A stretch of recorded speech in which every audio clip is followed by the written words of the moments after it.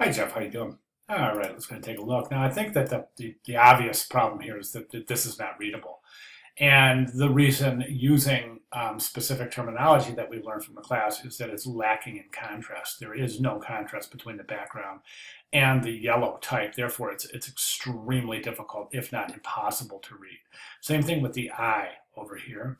I also think that in the placement and the size of the type that you're using, I think that there's just really too much negative space. These two portions of the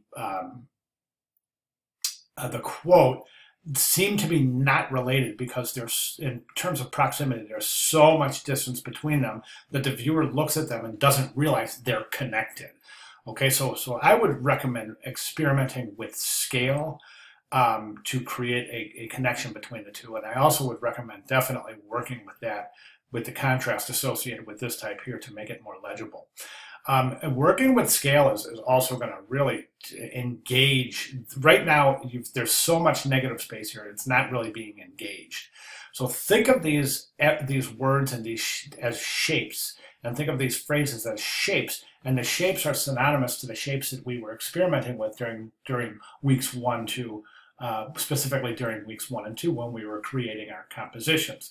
So think of differences in scale, think of creating variety, think of contrast, think of placement and alignment, and some of the other elements and principles that we've been talking about since week 1.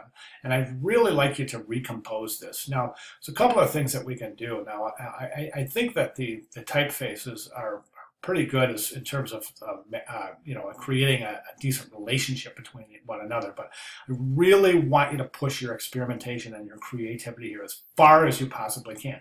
Do things you're not comfortable doing. I mean, let's go ahead and take a look at the example. See the example here, and look at the scale differences here, and the nice right alignment, creating this interesting negative space here, the placement of the word and placing it in a circle over there. Just really, really interesting composition, and something that's really unexpected when you think of this little simple phrase.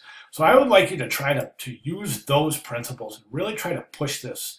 Now, there's no right and wrong here. It's a typographic composition. As long as you're employing relatively conscientious placement and alignment, as well as paying attention to emphasis created by differences in scale, and I think that's really going to help. Now, I would recommend removing the grid from the background for your final submission. I think that would allow the composition to have more of a breathable kind of relationship with the background, as opposed to having this kind of rigid, structured presentation that is caused by the overlay, or I should say the underlay of that grid in the background. Okay, so again, really experiment here and really try to push scale. Scale is going to be really interesting. Let me give you just a little example, okay? I am the master of, I'm not real sure, it's so difficult to read. I am the master of my fate. I am the captain of my soul. So we could take both of these, right? And we could take the word I, since I is common in both of these phrases. You could use the word I really big right here, maybe even breaking the picture plane in some areas.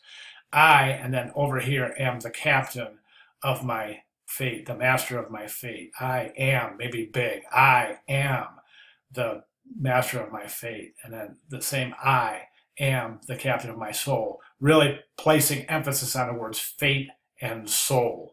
So really experiment here. And like I said, push this, you push the creativity here as far as you can. As I said, there's no real right or wrong here. It's just a matter of typographic expression and experimentation.